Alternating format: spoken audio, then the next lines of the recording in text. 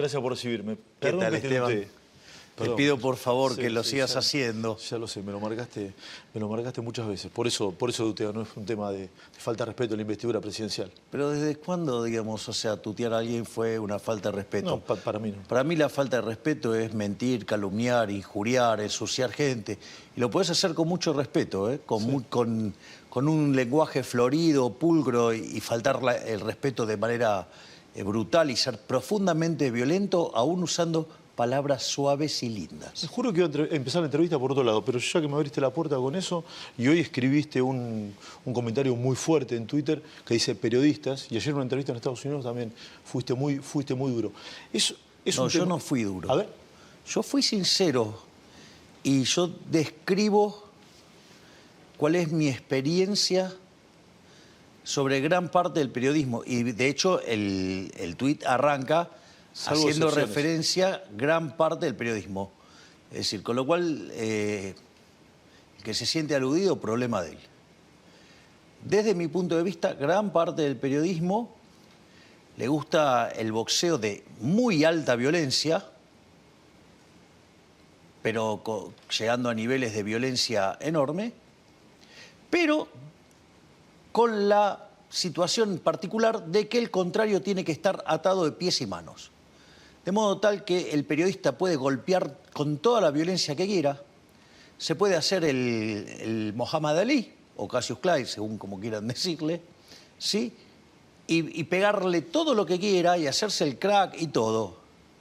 Bueno, esa situación lo que generó es que generó mucha, digamos, la gente ha sido muy golpeada y muy maltratada por el periodismo. Sin lugar a dudas, en mi caso, a mí me han hecho la campaña más sucia de la historia y mucha parte del periodismo ha sido cómplice de eso. Ha sido cómplice. Entonces, en ese sentido, una de las cosas maravillosas ¿Cómplice qué es? En el ataque, decís vos. Obviamente, claro, se han prestado a hacer ese ataque. Y muchos lo han hecho por dinero, obviamente, y otros por favores políticos. Entonces, en ese sentido, ¿qué es lo que pasa? Lo maravilloso de la tecnología y de las redes sociales es que, o la propia plataforma Twitter, ahora X con Elon Musk, es que justamente lo que han permitido es darle voz a los que no tenían voz. Entonces ahora los periodistas se encuentran con que, primero que no son púgiles tan hábiles como creían, ¿y qué pasa? Y el rival está fortalecido por haber sido golpeado de manera tan violenta y desigual. O sea, entonces, digamos, o sea, generó gente más resistente y entonces no, digamos, las redes sociales rompieron esas ataduras y ahora, digamos, o sea, si el periodista quiere pegar y hacerse el guapo y todas esas cosas que hacen, bueno, lo que tiene que saber es que se la van a devolver. Se la van a devolver. Entonces, si vos querés agarrar, mentir, calumniar, injuriar, digo, o en algunos casos que han extorsionado gente, bueno, entonces ahora lo que tenés que saber es que te vas a bancar el vuelto. Es decir, va a haber alguien que te va a contestar. Entonces, y acá es... Hay periodistas que extorsionaron gente. Sí, claro que hay periodistas que extorsionaron gente. Digamos, básicamente te tiraban una carpeta y te decían, bueno, vos o le dabas plata para que calle o te carpeteaban. Y el punto es que la carpeta era mentira. Y le decías que era mentira y aún así no les importaba. Entiendo que eso debe ser la excepción, no la regla. Y, digamos, algunos periodistas con mucho prestigio hacían eso. De hecho, digamos, un director de noticias de un medio, yo mismo lo escuché decir que, digamos, tener un medio de comunicación era como poner una pistola en la mesa. O sea, y que si vos no le ponías la plata que quería, te disparaba en la cabeza. Te tengo que preguntar quién, soy periodista. No, digamos, o sea, averigualo, pero es en algún lugar donde vos trabajaste. En alguna vez. Entonces, en ese contexto, y eso lo dijo en un festejo de su cumpleaños que yo vivía cerca de la casa. En ese contexto, ¿qué es lo que pasa? Hoy, digamos, porque acá hay otra cosa. Es decir, los periodistas tenían el monopolio de la opinión. Entonces, ¿qué es lo que pasa? Te mentían, te calumniaban, te injuriaban, te ensuciaban, decían cualquier cosa y te la tenías que bancar porque tenían el monopolio del micrófono. Ahora tienen que competir, ahora esto es llano. Es decir, ¿por qué la gran mayoría de los periodistas que están sucios y que son de lo más roñoso y más basura odian Twitter, odian X? Porque ahora, cuando mienten, quedan expuestos automáticamente. Dame un segundo. Sí. El archivo es instantáneo. Esto es muy interesante porque antes te la tenías que callar, ahora se la podés devolver. Es decir, una de las cosas que a mí me pasa es, vos querés mentir, ahora, bancate porque yo te voy a contestar. Es decir, yo no me voy a quedar callado. Y acá hay otro tema más. El periodismo a mí me parece una de las actividades más nobles de todas. Pero esencialmente, ¿quién es la estrella en el periodismo? La noticia.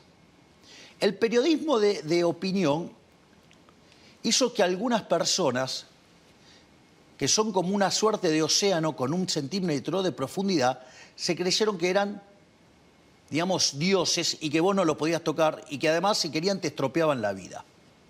Entonces, en ese sentido, yo te digo, mirá, la realidad es que para hacer periodismo de opinión, ahí hay algún problema. Porque vos te vas a poner a opinar de temas que no sabés y puede ser que cuando te toca la vuelta, te sacudan. Entonces, vos querés, por ejemplo, querés ponerte, yo los veo, opinar de economía, y son brutos, dicen cosas que son verdaderamente barbaridades. Entonces, bueno, voy y le contesto. O a veces mienten descaradamente. Es decir, yo... ¿Cómo te gusta el dato falso o la opinión contraria? ¿Qué es lo que te molesta? No, a mí lo que me molesta es la mentira. Digamos, a vos te no que te cuestionen. No, pero eso, es más, a vos te consta porque hay algunos compañeros tuyos de La Nación Más que me han hecho cuestionamientos y yo los he llamado para darle las gracias. Lo sé. Y además, cuando me hicieron el punto, a los 30 minutos el problema lo había arreglado. Sí. Entonces, a mí no me molesta. Hay un compañero de laburo que cuestionó una medida tuya y vos la cambiaste en virtud de esa crítica. Claro, pero a ver, porque ¿qué es lo que sucede? Mira, yo siempre cuento un caso que es maravilloso, que es el de Sebastián Battaglia en la final contra el Milan. O sea, Boca va a definición por penales y Battaglia, gran jugador, erra el penal. Es una situación profundamente dolorosa porque además, viste que tenés que caminar un montón de metros y volvés también, vas y venís solo. Es una situación bastante complicada la de el que tiene que ejecutar el penal. Entonces, pero Boca termina ganando. Y él quería ir a festejar con sus compañeros y va un periodista y ¿qué le pregunta el periodista? ¿Qué se siente haber sido el único que erró el penal? Entonces, Battaglia, la verdad es que admirable, con una gran sabiduría le dice, ¿vos pateaste alguna vez un penal en una final del mundo? No, nunca. Bueno, yo te voy a contar, los penales lo erran los que patean, los que no patean no erran penales. Y se fue a festejar. Entonces, este es un gobierno que hace muchas cosas. Cuando vos haces muchas cosas... Erra penales también. Y a veces la tirás a la tribuna, ¿qué le vas a hacer? O sea, son cosas que pasan. ¿Hiciste más goles o tiraste más a la tribuna? Me parece que nosotros estamos ganando por una goleada nunca vista en la historia de la humanidad. Fíjate esto. Nosotros asumimos con un déficit consolidado de 15 puntos del PBI. 5 en el Tesoro, 10 en el Banco Central. Eso estaba generando un descontrol inflacionario, que de hecho la inflación mayorista en el mes de diciembre fue 54%. Algo que si vos lo analizaste da 17.000%. Además teníamos un desequilibrio monetario equivalente 2 veces al del Rodrigazo. El Rodrigazo fue en el gobierno de María Estela Martínez de Perón, digamos, se libera el mercado de cambios porque habían fijado precio y financiaban déficit fiscal con emisión monetaria, una atrocidad monstruosa, y que multiplicó la inflación por 6, la llevó de 30 al 180%, y quintuplicó la pobreza de 5 a 25, o sea, una cosa verdaderamente aberrante. Bueno, nosotros teníamos el doble de desequilibrio que eso. Después, por ejemplo, teníamos una situación de desequilibrio en el balance del Banco Central que era peor que la hiper de Alfonsín, la previa. Con lo cual, digamos, eso fue un experimento que dejó 5.000% de inflación y que Alfonsín terminó huyendo de su gobierno 6 meses antes. Y además teníamos indicadores sociales de base peores que los del 2001. O sea, 3 crisis en una. Claro. 3 megacrisis en una. Claro. En un solo Con lo momento cual, histórico. mucho peor. De hecho, si hubiera estallado la hiper, nosotros hubiéramos ido a niveles de pobreza entre el 90 y el 95%. Ahora, mirá qué interesante, porque nosotros teníamos que enfrentar entonces el problema del déficit fiscal, 5 puntos del PBI, el cuasi fiscal por 10 puntos del PBI, que es el déficit en el Banco Central. El gobierno anterior, todo lo que eran los pasivos remunerados, que eran el equivalente de 4 bases monetarias, de estar en un plazo de cerca de 120 días promedio, lo llevaron a un día. Esto quiere decir que podríamos haber quintuplicado la cantidad de dinero en un día. ¿Vos te imaginás el desastre de quintuplicar la cantidad de dinero en un día? No solo eso, teníamos deuda en pesos venciendo, ¿sí?, por el equivalente de 90.000 millones de dólares. Digamos que a ese momento vendrían a ser como 9 bases monetarias más. Podría haber explotado la Argentina, digamos. No tengas ninguna duda.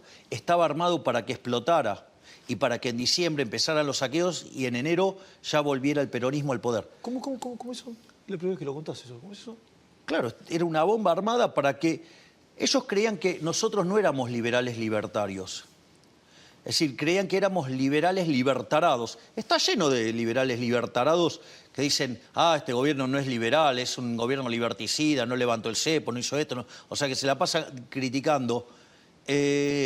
Bueno, si hubiéramos aplicado las medidas que decían esos imbéciles, teníamos la hiper, ¿sí?, con 90 y pico % de pobreza, y en ese contexto, digamos, se iniciaban los saqueos, el peronismo, digamos, una técnica muy normal en ellos, y, digamos, nos hubieran sacado en enero, ya no estábamos más, y todo lo que hubiera pasado le hubieran echado la culpa a la idea de la libertad y seguramente hubieran generado por lo menos 20 años más de este sistema colectivista.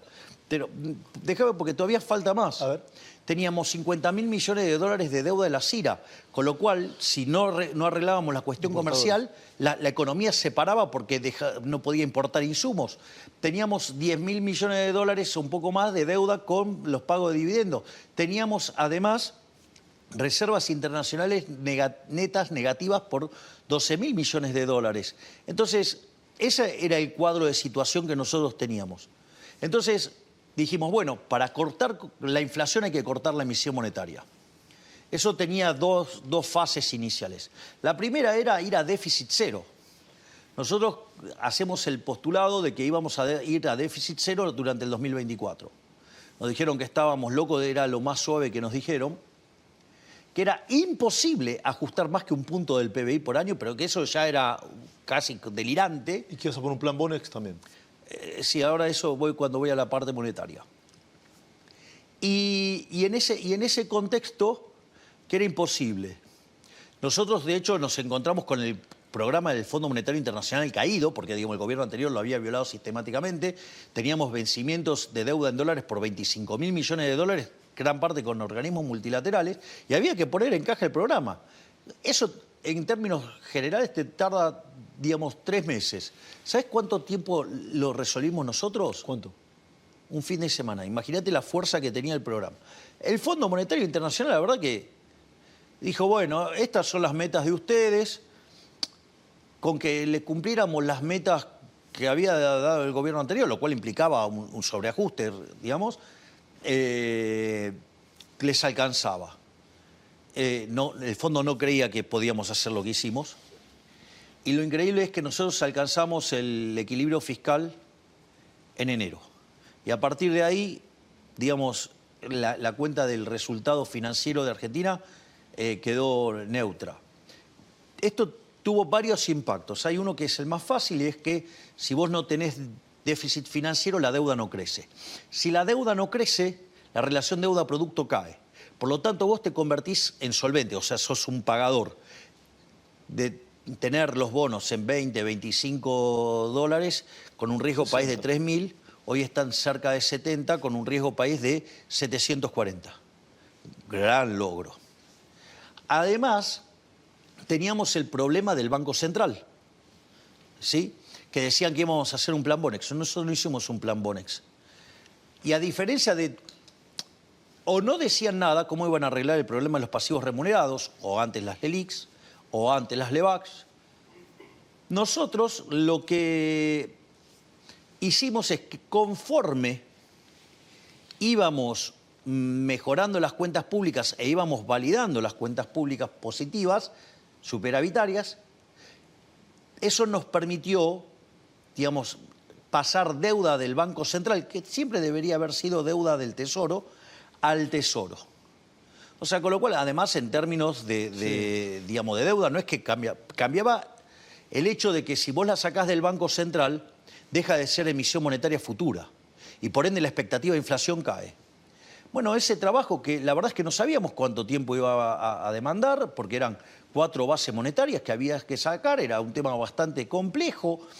La verdad es que no sabíamos cuánto tiempo íbamos a demandar, porque eso además, nosotros como no lo hicimos con un plan Bonex, lo hicimos de manera voluntaria, no sabíamos cuánto iba a tardar. ¿El resultado fue antes del que esperabas?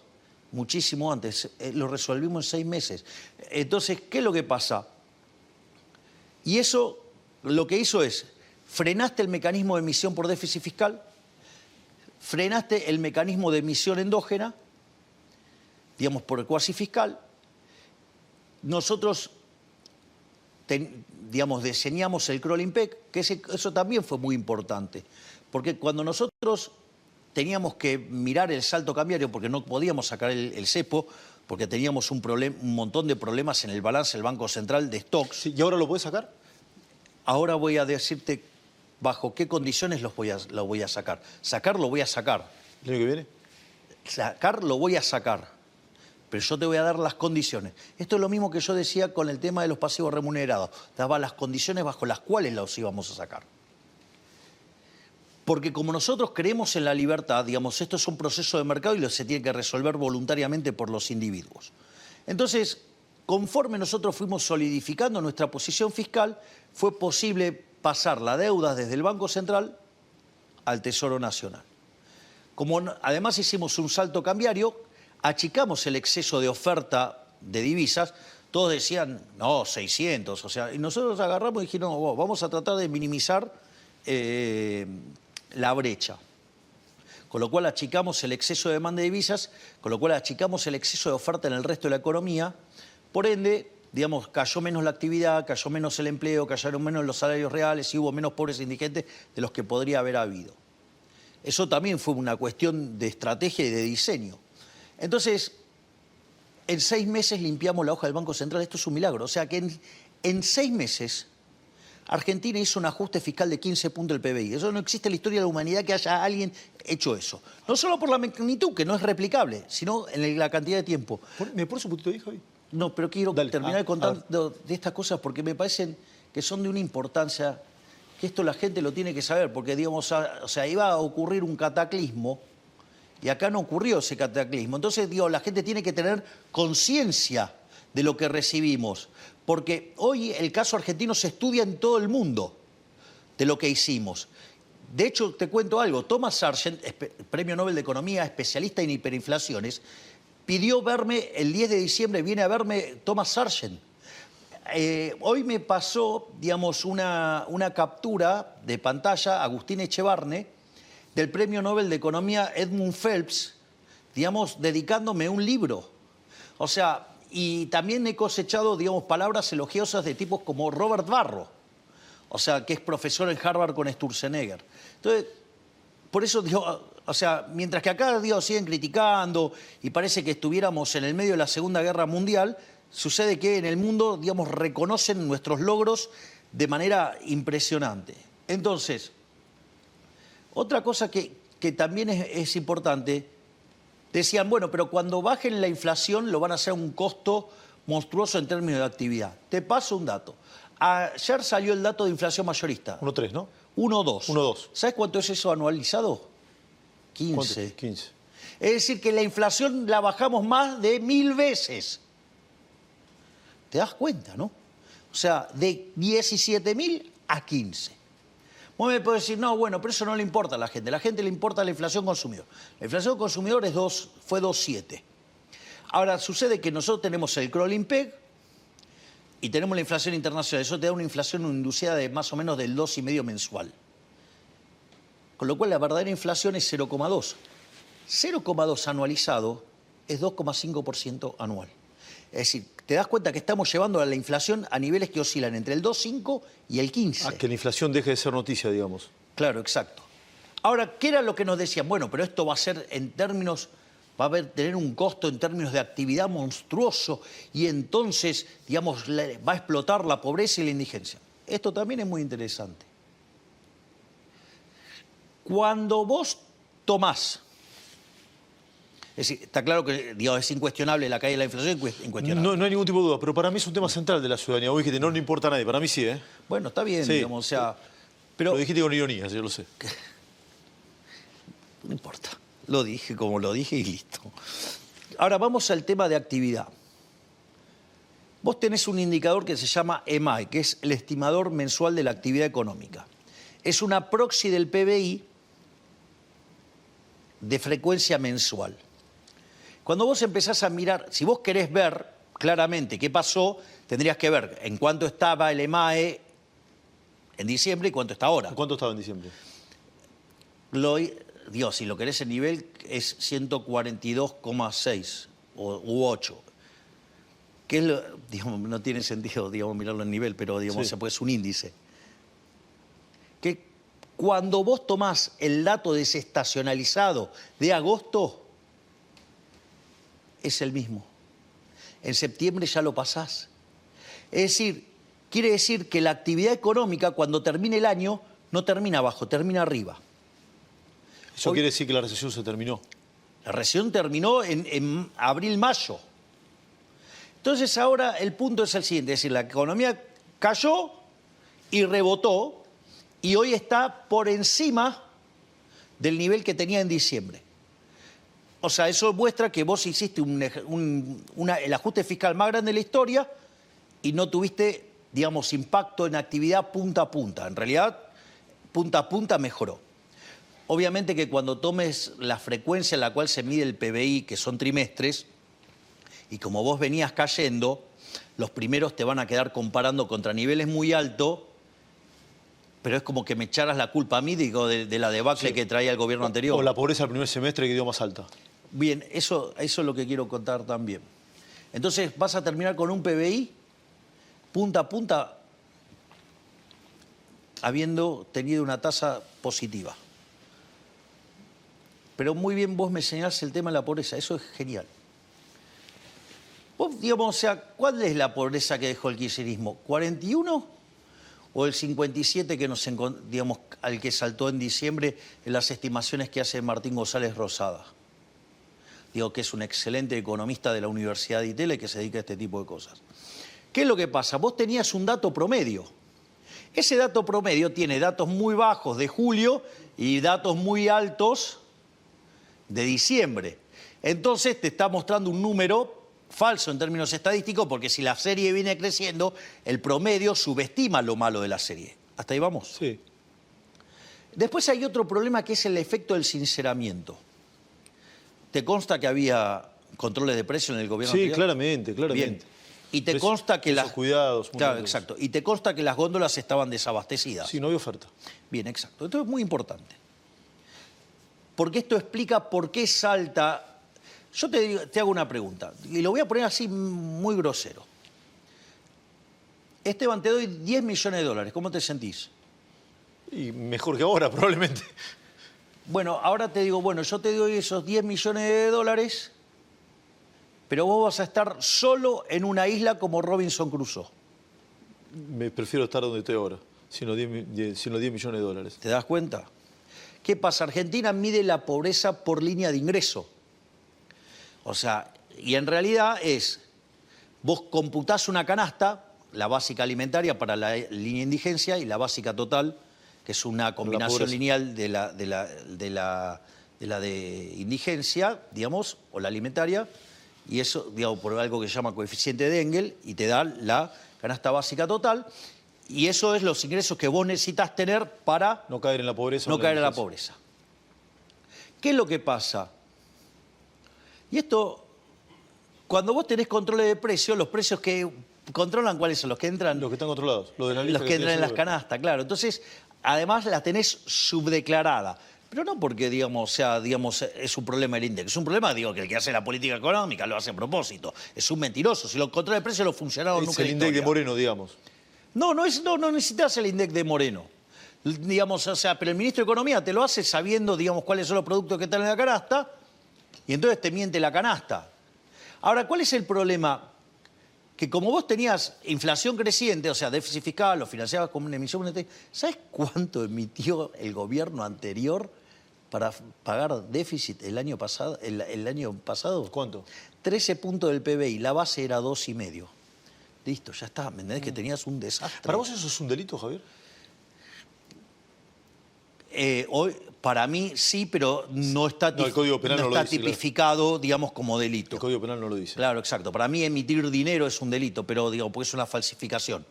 Pero no importa, o sea, eso es una discusión, si vos querés, en otro plano. Pero volvamos al tema del cómputo de la pobreza. Entonces, ahora vos tenías esos pesos. Esos pesos decían que vos podías comprar esa canasta. Ahora la pregunta es si ibas al supermercado y estaban los bienes. Algunos no. La gran mayoría Los no precios estaban. cuidados no estaban. Por eso, la gran mayoría no estaban. Quiere decir que vos tenías un indicador de pobreza que ya tenía el problema que traía el rezago y tenía el problema que además los productos no estaban en la góndola. ¿Y hoy eso está bajando, Javier, o no? Pará, porque esto es importante. Porque digo, parece que digamos, el tipo que se inseró y empezó a hacer la cosa bien es un idiota. Porque entonces vos inseraste la cosa y pasaste de 41 a 57. ¿Pero qué sos? ¿Idiota te haces? ¿Cómo? Ahora estás haciendo la cosa bien y la pobreza es mayor. Y porque ahora suponete lo siguiente. A esos precios no hay producto. No hay producto. Es como el ejemplo, viste, que usa de Pablo del bazar. Sí. Va una persona al bazar, digamos, pide, le dice, ¿cuánto está ese jarrón? Le dice, bueno, 1.000.000 de pesos. ¿Cómo 1.000.000 de pesos si enfrente está 200.000 pesos? Bueno, vaya, compre enfrente. No es más. No, bueno, no acá hay. cuando la llama tampoco, también va a valer 200.000. Entonces, ¿qué pasa? Frente a esa situación, los precios en rigor son infinitos, porque vos te vas a morir de hambre. Porque sí, muy lindo la estadística que computás, pero vos no comés estadística, vos comés producto de verdad. Y vos necesitas que los productos aparezcan. ¿Cómo aparecen? Y normalizando los precios. Cuando normalizás los precios, estadísticamente te lo registra.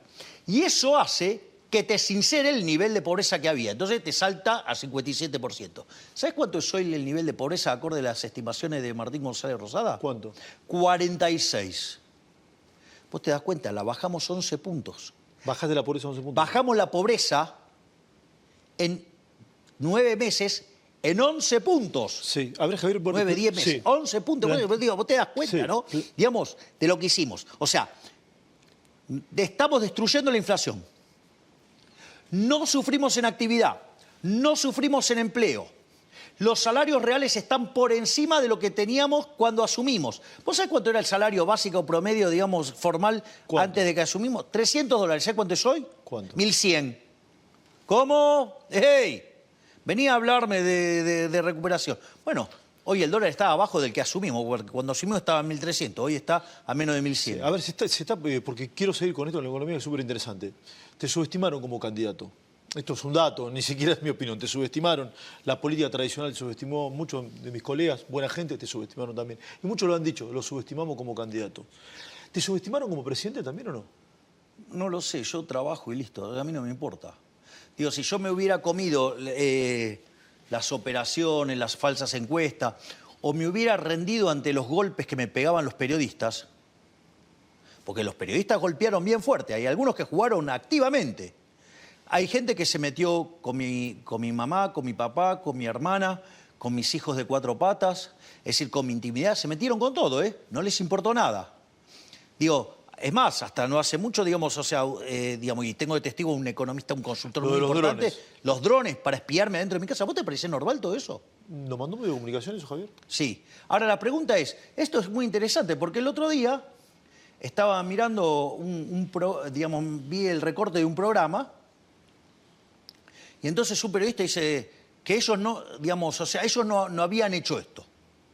¿Y qué hicieron las redes que tienen el archivo instantáneo? Le pusieron justamente cómo estaban mintiendo, que sí, efectivamente hicieron eso.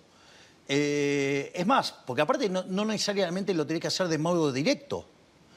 O sea, aparecía alguien diciendo cualquier peste y barbaridad de mí y te dabas cuenta que era mentira. ¿Pero qué hacías? Lo invitabas y lo primero que decías, ¿vos qué opinas de Milei? Es un clásico, dale. Entonces no me vengas a decir que no jugabas. Sí, jugabas activamente y te la pasabas invitando tipos que eran capaces de decir cualquier mentira sobre mi persona con tal de ensuciarme. Sí, vos fuiste presidente pese a los medios, no por los medios. Viste que muchas veces... Es pese a los medios. O sea, si hubiera sido por los medios, o sea, me debería haber hasta bajado del balotaje. Ni siquiera debería haber participado.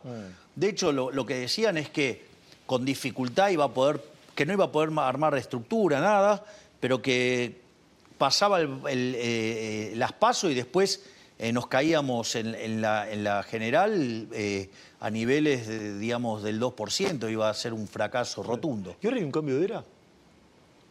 Yo creo que hay un cambio de época porque la gente, digamos, se dio cuenta que es mejor que le digan una verdad dura antes que una mentira confortable. Cualquier analista político seguramente te diría, che, no te pelees con el periodismo porque no te conviene. Esa es una mirada tradicional y capaz que tenga razón, yo no lo sé. Yo te hago una pregunta, ¿Vos mirás eso? ¿Analizás eso? No, digo, estos tipos piensan todo mal. Digo, lo voy a explicar. Te hago una pregunta.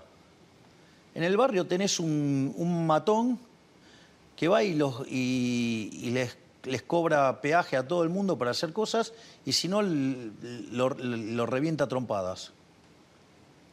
¿Qué te van a decir? No, con ese no te metas. Ah, o sea, tenés que ser esclavo. No es mi caso. Vos te querés meter con todos. Me estoy metiendo con todos. Digo, y con los que me metí es con el periodismo, porque de hecho les corté la pauta. Y cuantos más los escuchás gritar es porque más sucios están.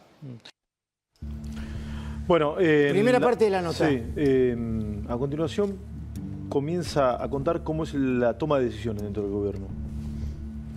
Alguno dice, ¿mira o no las encuestas, Milei? Debe mirar. Sí, ¿decide en función de las encuestas, sí o no? Yo creo que no, lo va a responder él. Sí, lo responde él en un instante nada más y cuando aborda el tema de la toma de decisiones, habla de la vicepresidenta de la Nación, Victoria Villarroel. Se van a sorprender lo que Este es uno de los títulos, que ya Sin quizá duda. el título, ¿no? Sin duda, sin duda. ¿Seguimos, Luis? Por favor. Vamos. Muchas veces se planteó, Milei gobierna con las encuestas. Yo alguna vez dije, me parece que hace todo lo contrario de lo que dicen las encuestas. Si hubiese hecho caso a la encuesta no sería presidente. ¿Cómo es tu relación, la toma de decisiones con las encuestas? A ver, yo lo voy a poner en estos términos. A mí me votaron con un mandato muy claro. A mí me pedían que baje la inflación y que termine con la inseguridad. Sí, coincido. Y si hay algo que caracterizó mi campaña, es la honestidad diciendo lo que iba a hacer. Con lo cual, lo que implicó que me pegaran todos por lo que yo iba a hacer y nadie decía, ¿te acordás del chanta del siniestro diciendo plan integral, plan integral, plan integral? Pero nunca te contestaba qué iba a hacer. Plan integral. Sí, obvio, sí, el siniestro. Uno de los políticos más roñosos de la Argentina, digamos, a la par de Massa, Lustó, todo eso, están todos en el mismo nivel. ¿Y Cristina? Cristina también, digamos, o sea, Cristina es deplorable. Sí. ¿Te pusiste contenta con la condena o no? No me corresponde, digamos, a mí expresar sentimientos sobre el tema, menos siendo el Poder Ejecutivo. Digo, lo que sí me gusta es que el Poder Judicial avance sobre cosas que en otros casos no han avanzado nunca. La han tirado a la tribuna siempre. Y si hay algo que a mí me congratula es que durante este gobierno se condenó a Irán por los atentados Es verdad. que han cometido en Argentina y se ha condenado a Cristina Fernández de Kirchner. Viste que hay una discusión en Argentina si a este gobierno le conviene enfrentar o no a Cristina. No, pero quiero ir con el tema de las encuestas. Entonces, es más, yo fui muy claro en mi programa de gobierno. En lo económico, fíjate que yo iba con una motosierra. Sí.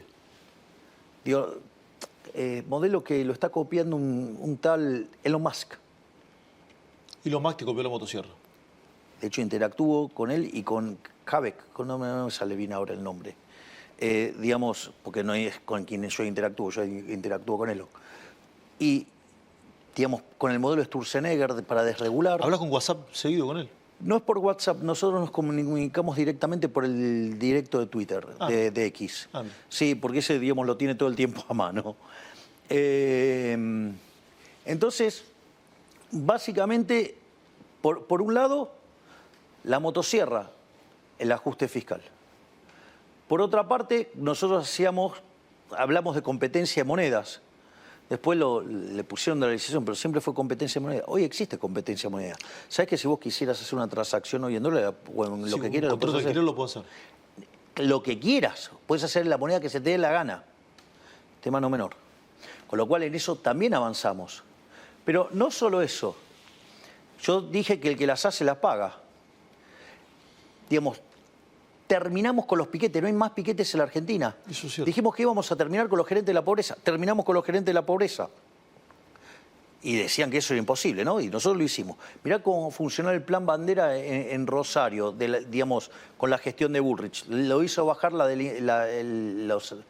asesinatos 90%.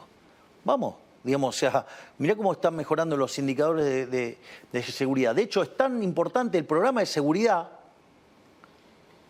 que la gente del Fondo Monetario Internacional le pidió a Bullrich que le explique cómo esto se entrelazaba con el diseño de la política económica. Tema no menor, estamos haciendo escuela a nivel internacional. Y lo otro que fui muy claro, ¿qué fue? Con mi política internacional. Dije que voy a estar alineado con Israel y con Estados Unidos. ¿Con quién estoy alineado? Con Israel y Estados Unidos. Y cuando mi otrora canciller cometió un error, ¿cuánto duró en el cargo? 30 minutos. Tengo entendido que la echaste por WhatsApp, no sé si esto es cierto. Le pregunté lo que pasó cuando, digamos, efectivamente fue como pasó, digamos... no dudaste en echarla, digamos. 30 minutos tardé en buscar toda la información, cuando tuve toda la información. Con otro funcionario que erre de esa característica harías lo mismo. Todos saben que no tienen permitido 1 milímetro de error. De hecho, fue Petri al programa de Luis Majul y le dijo, acá no hay lugar para error. Digo, ¿te equivocás? Te echa. Y sí, claro. Digo, a ver, eché a un amigo de 18 años. Nicolás Pose. Ah, ok, listo. O sea, acá, o laburás y hacés la cosa bien, o pista. Digo, se acabó. Pero vamos de vuelta por el tema de las encuestas. Entonces, el punto es que hay un dicho maravilloso, a mí me encanta, que dice, el que no sabe lo que busca, no entiende lo que encuentra. Yo sí sé a dónde quiero ir. Y yo lo que hago es darle la línea a dónde quiero ir a mis ministros y después les doy libertad de acción para que logren los resultados en el marco de las ideas de la libertad. Lo importante en esto no es mirar las encuestas para hacer cosas, porque eso te da un resultado inconsistente. Cuando sumás las partes, digamos, no respetás las restricciones de presupuesto, terminás mal. Vos les concedes todo a todo y volaste por los aires. Entonces vos tenés que tener un norte, saber a dónde vas. Y eso es lo que yo hago y le digo a mis ministros. Yo quiero ir acá y cada ministro se tiene que acomodar a cumplir ese objetivo. Las encuestas sirven para saber dónde estás parado hoy. Ejemplo. O sea, más como diagnóstico y no como norte. No, jamás como norte. Es para saber dónde está la sociedad parada hoy. Por ejemplo, yo te hago una pregunta. Si vos me decías el tema universitario, ¿hubieras tomado mi posición? En abril, decís vos. Nadie hubiera aceptado tomar mi posición. Nadie. Nadie tenía, digamos, las agallas, el coraje para hacerlo. Punto. La opinión pública estaba 90-10 en favor de la posición de las universidades. En abril. Primera marcha, 250.000 personas fueron. La segunda marcha fueron 60.000, toda aparateada por el peronismo, con lo cual fueron muy poquitos estudiantes. Ya después la marcha no sumaba ni 1.000 personas. Cuando arrancamos la discusión estaba 90-10 la posición de las universidades. Y nosotros siempre habíamos dicho que nuestra intención no era privatizar las universidades, no era arancelarlas, nada de esas mentiras. Lo único que nosotros queríamos hacer era auditarlas. Hoy, digamos, si lo planteás de manera burda, la pregunta es 60-40, tendríamos que actualizar los números, a favor de las universidades. Pero cuando ya metés el problema en las auditorías, estamos 50-40 nosotros arriba. Sí. Y cuando vos lo planteás en términos de auditoría solamente, ¿qué es el planteo nuestro? ¿Sabés cómo estamos? ¿Cómo? 85-15 arriba. No creo que se vaya a la entrevista sin preguntarte varias cosas de la coyuntura y después de tantas reuniones internacionales. Esto es una sensación. No la he visto a Victoria Villarroel acompañándote en todos estos actos. ¿Ella forma parte de la diaria en la toma de decisiones del gobierno o no? No tiene por qué estarlo tampoco, ¿no? No, Pero... ella, digamos, no tiene ningún tipo de injerencia en la toma de decisiones. No tiene ningún tipo de injerencia en la toma de decisiones. No. O sea, no participa de la diaria del gobierno. No, tampoco participa en las reuniones de gabinete. Ah, Victoria Villarroel no participa en las reuniones de No, gabinete. decidió no participar. Obviamente que tengo un agradecimiento y una gratitud enorme hacia el resto de los aliados políticos que acompañaron, digamos, este movimiento en favor del cambio. O sea, con lo cual además tengo muchísima gratitud hacia todos esos bloques que han acompañado y que no solo han acompañado esa reforma, sino que además han defendido los vetos que defendían el equilibrio fiscal. Porque vos hoy ves la actividad que está volando, pero la contracara de eso es que vos desplomaste el riesgo país. Y el riesgo país se desplomó después de esos dos vetos. Sí. Entonces, todas esas personas que han cuestionado a nuestros aliados, bueno, yo quiero dar mi agradecimiento a nuestros aliados, porque gracias a ellos estamos derrumbando el riesgo país, la economía está creciendo fuertemente, el empleo está creciendo, digamos, y además, o sea, está estabilizado el mercado de cambios, la bolsa argentina es la que más subió en el mundo, que subió 130%, y no solo eso, sino que además, digamos, estamos bajando la pobreza sustancialmente. ¿Todos juntos en las elecciones con el PRO? Nosotros tenemos un excelente diálogo y yo creo que debemos caminar a un rumbo en el cual nos encuentre juntos. Porque el enemigo está claro cuál es. ¿Quién es el enemigo? Los colectivistas que odian el cambio. Digamos, que aman este modelo que nos llevó a esta miseria. Ese es el enemigo. Después ponerle la cara que quiera, pero el enemigo es el mismo. Digo, puede tener la cara de Néstor Kirchner, la de Cristina Fernández de Kirchner, la de Alberto Fernández, la de Massa, digo, o cualquiera de esos colectivistas que nos han destrozado la vida. Dicho esto, te diría, pero si vos querés lograr que esto sea permanente, tiene que tener tres patas. Hay una parte que es la pata económica, hay una pata que es la pata política y otra pata que es la cultural. ¿Qué hizo la izquierda, por ejemplo? Hizo una revolución cultural fabulosa, se cayó el muro, los aplastó, pero como las cucarachas resurgieron, se juntaron en el Foro de San Pablo y armaron una estrategia basada en Gramsci y fueron sumamente exitosos, ¿no? Porque en Argentina tuviste... La izquierda son cucarachas, decís vos. Pido perdón a las cucarachas. Sos bravo. ¿Que hay un bicho peor que las cucarachas? Sos bravo. Se van a enojar muchas personas de izquierda. Bueno, no me importa, digamos, o sea, hay 150 millones de seres humanos que perdieron la vida por culpa de ellos que fueron asesinados, además del fracaso económico, social y cultural que tuvieron.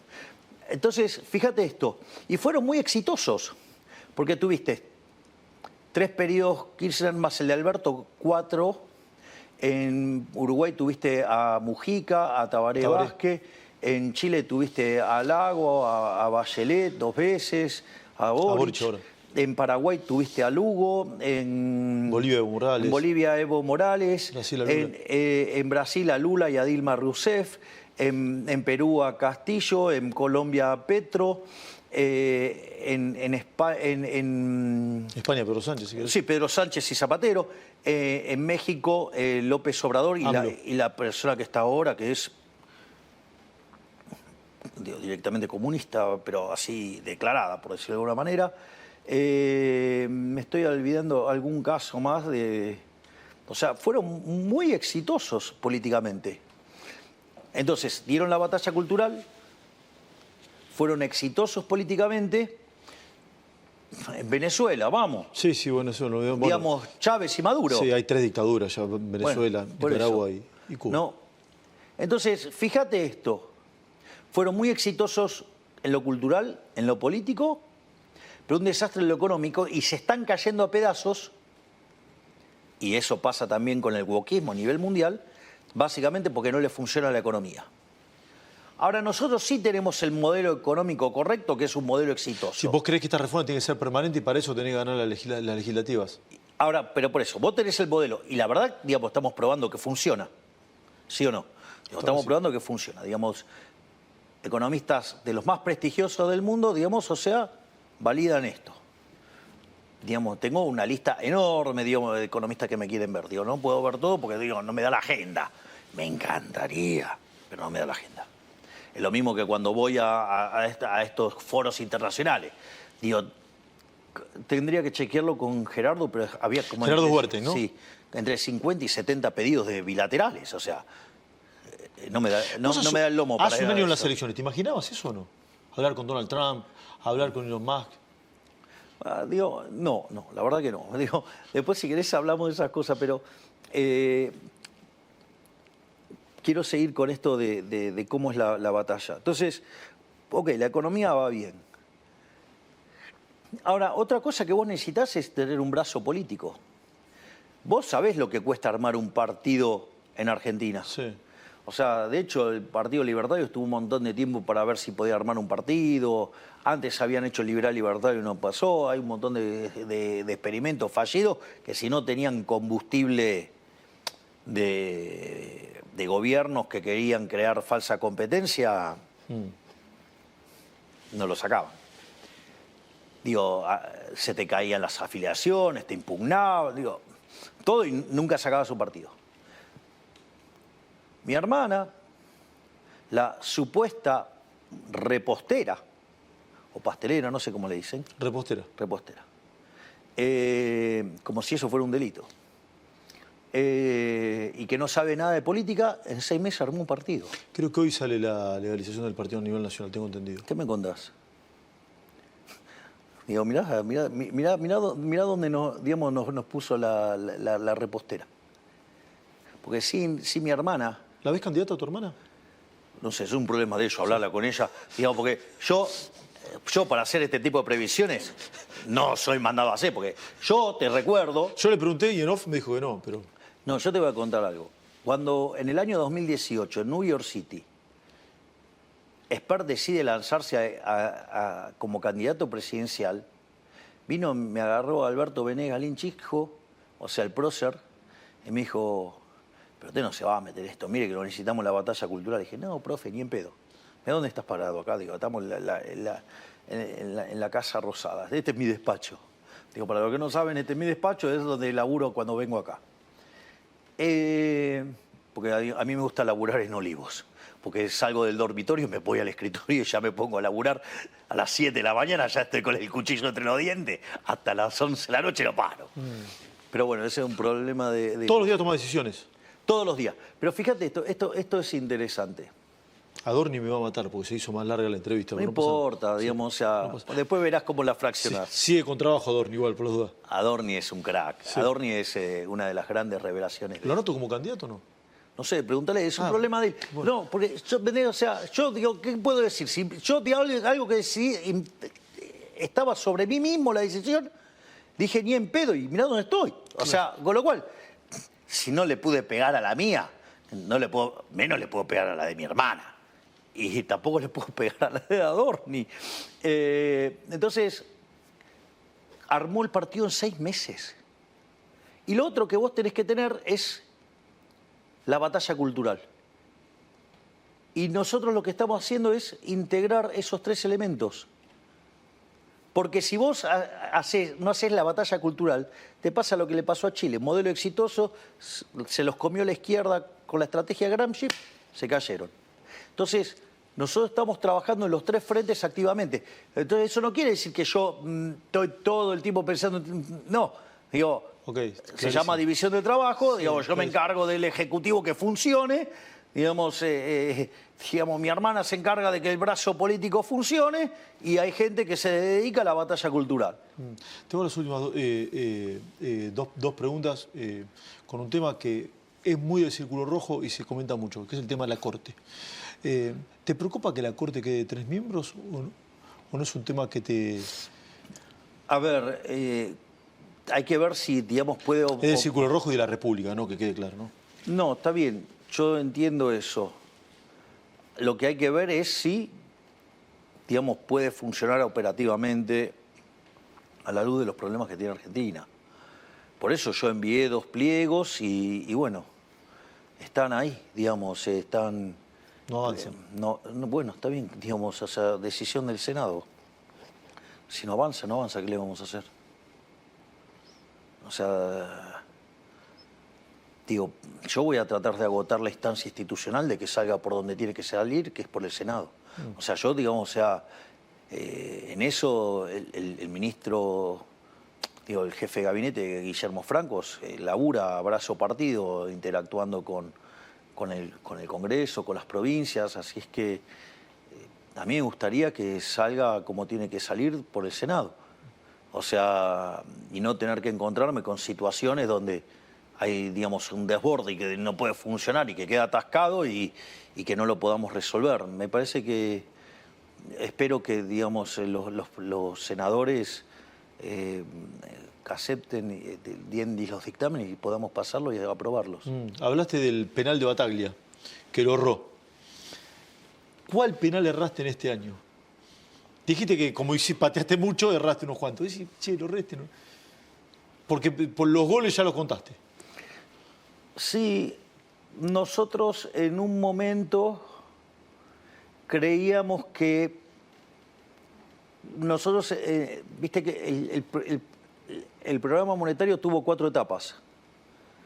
Una etapa que fue cerrar la emisión fiscal, otra etapa que fue cerrar la emisión por sector financiero, ya sea lo que tiene que ver con los pasivos remunerados y los puts, los famosos puts. Después de eso nosotros fuimos a lo que llamamos exceso de oferta cero.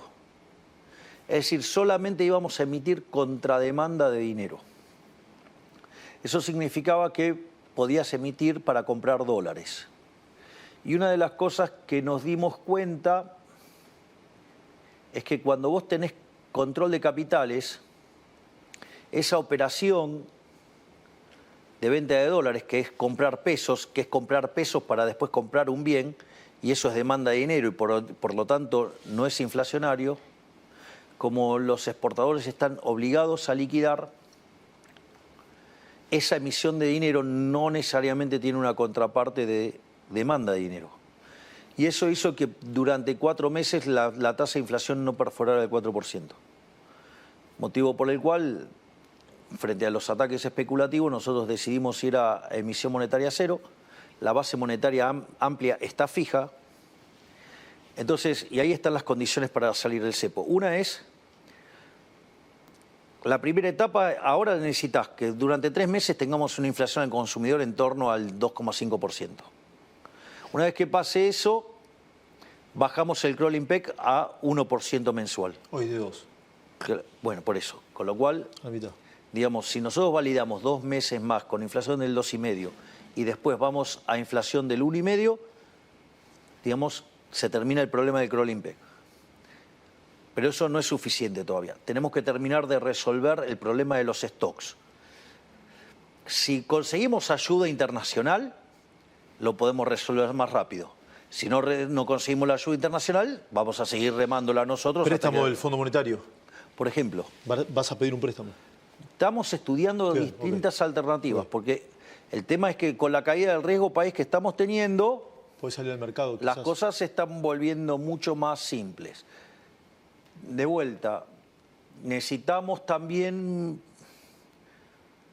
ver cómo instrumentamos esa operación, porque vos sabés cómo es la oposición, hay gente en la oposición que lo único que quiere hacer es daño. Si yo hubiera dolarizado con la metodología que tenía, que afortunadamente, gracias a Dios, me alertó Emilio Campo que si la hacía iba preso. Porque te imaginás colocando los bonos a 20, hoy están cerca de 75, me hubieran acusado de malvender los bienes del Estado. O sea, hoy hay un montón de gente, digamos, de la parte de la progresía que, digamos, que me quiere preso, o sea, o me quiere afuera del poder. Digamos, o sea, no sé por qué no se ocupan más de cumplir la promesa ¿Te quieren destituir o preso? que se hubieran exiliado, ¿no? Pero bueno, eso es otra discusión. Pues alguno dijo, sí, alguno dijo que dejaba de ser gobernador también. Bueno, por eso. Pero Reflexionó. nadie dejó eso y lo único que hacen es tratar de ver, digamos, han luchado sistemáticamente por dar un golpe de Estado. ¿Se frenó esa...? ¿Y a vos qué te parece? Con los logros económicos y ahora que, digamos, o sea, ¿sabías que en términos de encuesta estamos mejor que cuando arrancamos? Es fuerte eso. Después de haber hecho el ajuste fiscal más grande de la historia argentina, después de haber tomado un montón de medidas impopulares. Sí. Por último, Javier, porque pasamos una hora de entrevista, la disfruté como todo y yo te súper agradezco. Yo te iba a pedir perdón. Todo te digo una cosa. ¿Cómo vas a pedir perdón para mí eso? Nada, me gusta mucho. Entrevistar a un presidente de la Nación no es de todos los días. Y poca gente lo hace también. No te contesto porque si no, digamos, después te genero problemas. ¿Qué querés que te diga? Gracias por eso igual. Gracias. Ya me entendiste, claro. Sí, gracias por eso. Pero después, una de las cosas increíbles es no lo hice yo.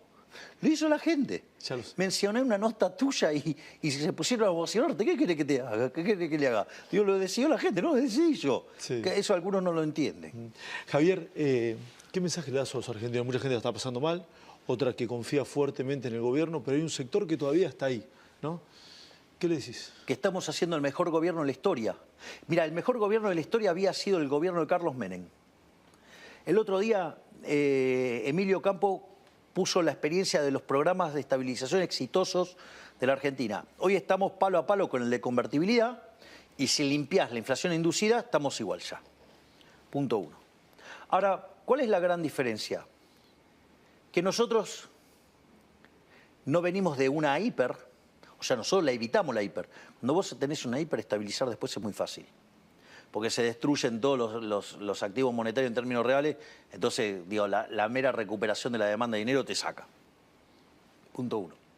Punto 2, lo hicimos sin expropiaciones, nosotros no hicimos un plan Bonex. Siempre respetamos a rajatabla el derecho de propiedad. No utilizamos controles de precios.